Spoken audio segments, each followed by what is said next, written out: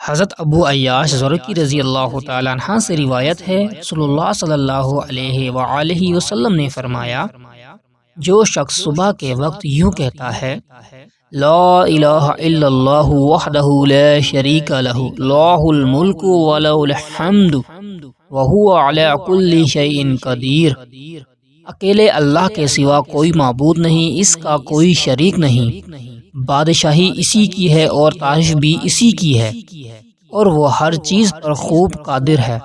اسے حضرت اسماعیل علیہ السلام کی اولاد میں سے ایک غلام آزاد کرنے کا ثواب ملے گا، اس کے 10 گناہ معاف ہو جائیں گے، اس کے 10 درجے بلند ہو جائیں گے، اور وہ شام تک شیطان سے محفوظ رہے گا۔ اگر شام کو کہے تو یہی ثواب ہوگا، اور صبح تک شیطان سے محفوظ رہے گا۔ ایک آدمی کو خواب میں رسول اللہ صلی اللہ علیہ وآلہ وسلم کی زیارت ہوئی تو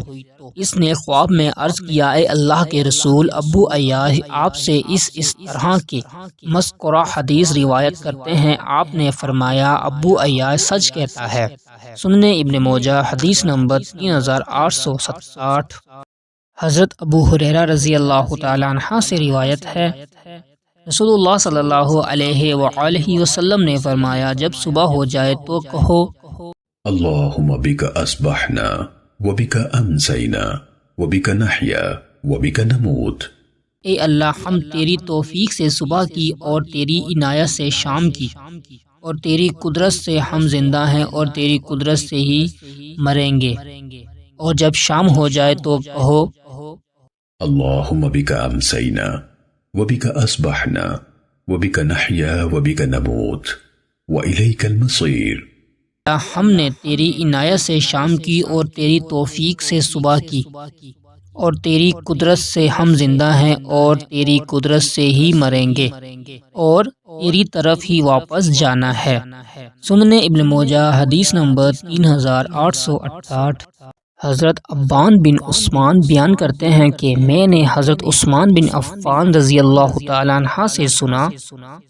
وہ فرما رہے تھے، میں نے رسول اللہ صلی اللہ علیہ وآلہ وسلم سے سنا، آپ فرما رہے تھے، جو بندہ ہر دن کی صبح کو اور ہر رات کی شام کو 3 بار یہ دعا پڑھے، اسے کوئی چیز نقصان نہیں پہنچائے گی۔ بسم اللہ الذی لا یضر مع اسمہ شیء فی الارض ولا فی السماء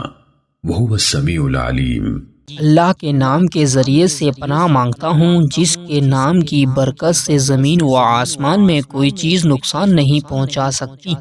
اور وہ خوب سننے والا، خوب جاننے والا ہے۔ راوی کہتے ہیں، حضرت عبان رحم اللہ کے جسم پر فالج کا اثر تھا، چنانچہ ان سے حدیث سننے والا آدمی ان کی طرف تعجب سے دیکھنے لگا۔ حضرت عبان رحم اللہ نے فرمایا، میری طرف کیا دیکھتے ہو؟ حدیث اسی طرح ہے جیسے میں نے تجھے سنائی ہے، لیکن اس دن میں نے یہ دعا نہیں پڑھی تھی، اس طرح اللہ نے اپنا فیصلہ مجھ پر جاری فرما دیا۔ سنن ماجہ حدیث نمبر 3869۔ نبی صلی اللہ علیہ وآلہ وسلم کے خادم حضرت ابو سلام سے روایت ہے، نبی صلی اللہ علیہ وآلہ وسلم نے فرمایا، جو مسلمان یا جو انسان یا جو بندہ شام کے وقت اور صبح کے وقت یوں کہتا ہے، رضیت باللہ ربا وبالاسلام دینا وبمحمد نبیا، میں اللہ کے رب ہونے پر، سلام کے دین ہونے پر، اور محمد صلی اللہ علیہ وآلہ وسلم کے نبی ہونے پر راضی ہوں، تو اللہ تعالیٰ قیامت کے دن اسے لازمی طور پر راضی کرے گا۔ سنن ابن ماجہ حدیث نمبر 3870۔